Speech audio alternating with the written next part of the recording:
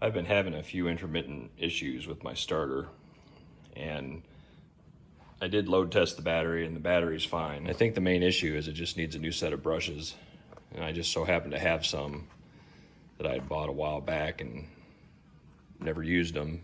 So I'm going to go ahead and tear it apart and either replace them or see what else may need to be done.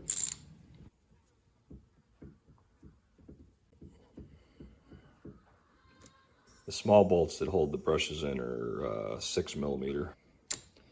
The size of the longer bolts that go all the way through uses an 8mm socket.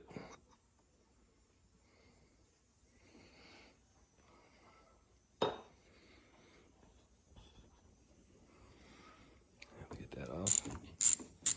Solenoid nut is a 13mm. So I pull this up out of there.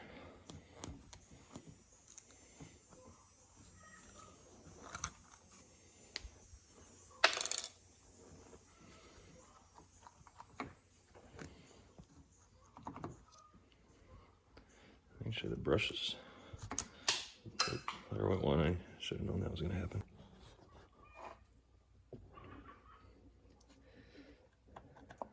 Whoa. That's what went flying. Springs. But yeah, I guess they were pushed out about as far as they would go, so looks like that's what the problem is. Being that this is a gear reduction starter, I think I may just pull this thing apart and clean it out and repack the little gearbox in there with grease if I can. Whole thing's pretty filthy.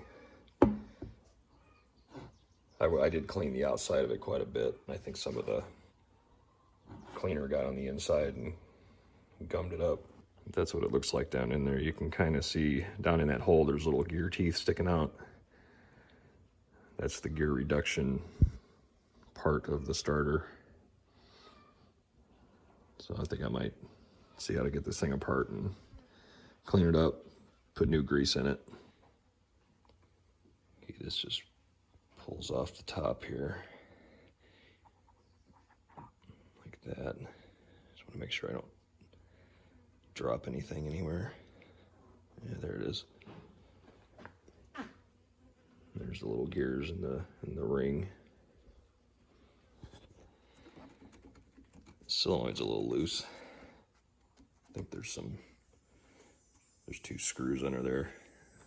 They might have just gotten loose. To tighten those up. Pick these little deals out.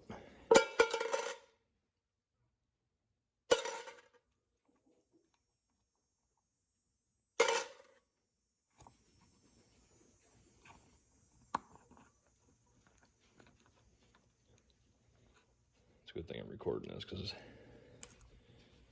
I want to be able to remember how to put this thing back together. And the solenoid's on there, I gotta get it off. Solenoid uses a T20 Torx screw, and those were basically finger tight. They've loosened up over the years.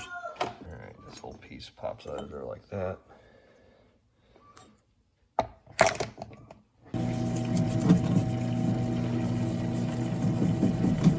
Do the whole cleaning process.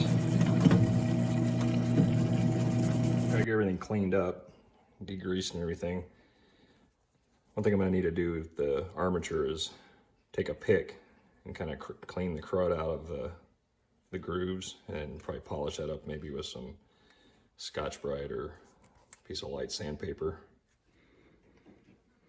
Just going through with a pick and cleaning out all the grooves. That carbon kind of gets built up in there from the brushes, and you don't want that in there gumming things up. I take some sandpaper and clean up the contacts a little bit. It's 220, that's what I'm using.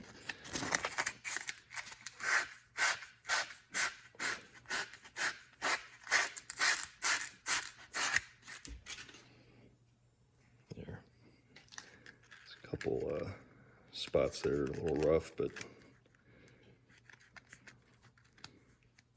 overall looks okay. And you just have to come through and grease up all the bushings, so forth. This is the one in the nose cone. Get grease up on all the gears and moving parts in there. Don't want to lose that.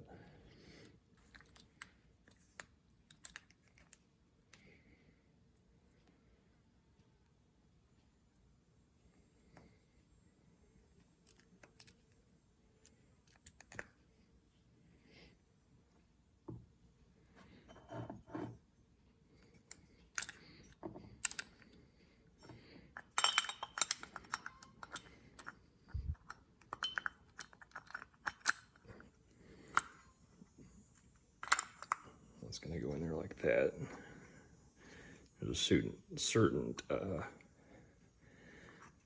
a certain position it goes in. Right here's the solenoid, and this goes right here. I don't know if you can see those little forks there, but this little nub has to go in those forks, and it could be a little bit tricky to get in there. Let me just put a little bit of grease on there. Let's see if I can show this.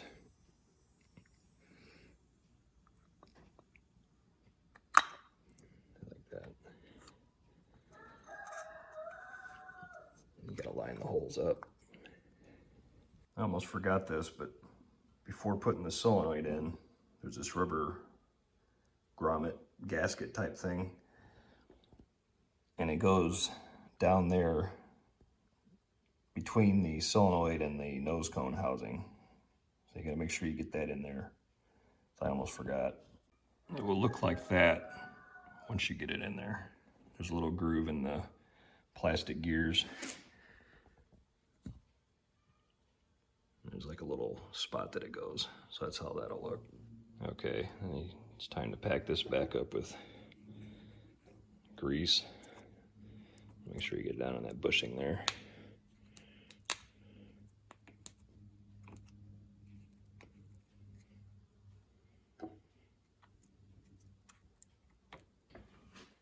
And these little gears, they have needle bearings down inside them, so you just want to make sure you get it grease in them, which shouldn't be a problem as much as I got in here.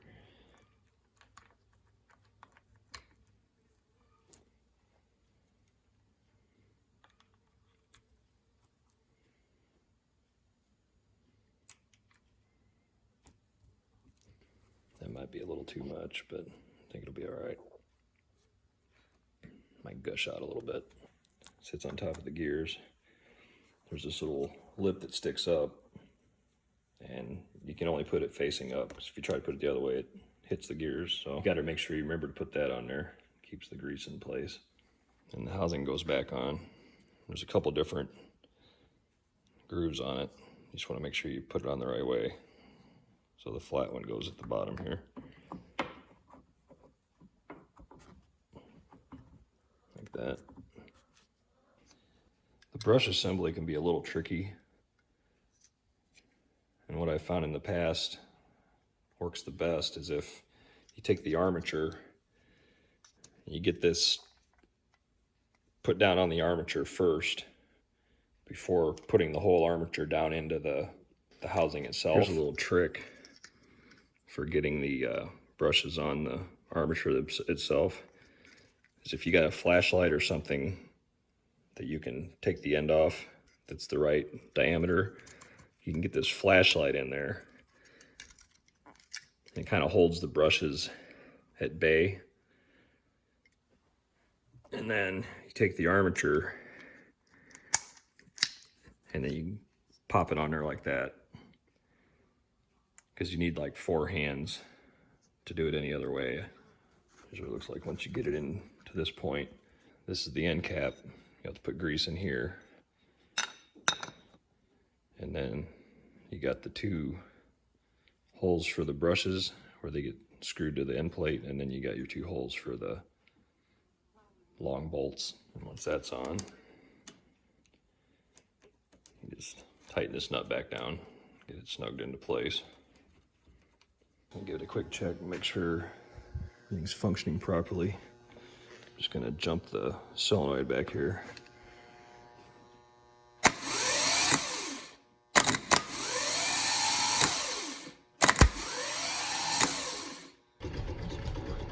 All right, here we go.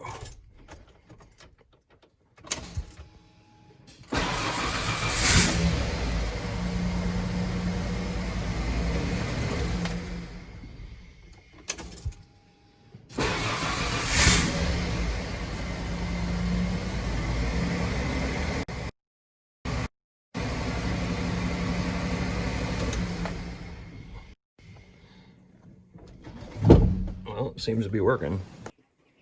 And as the brushes break in, it'll spin a little easier. But as of now, I'm good to go for however long that starter lasts. Next time around, I'm just gonna go to the guy I usually have rebuild them.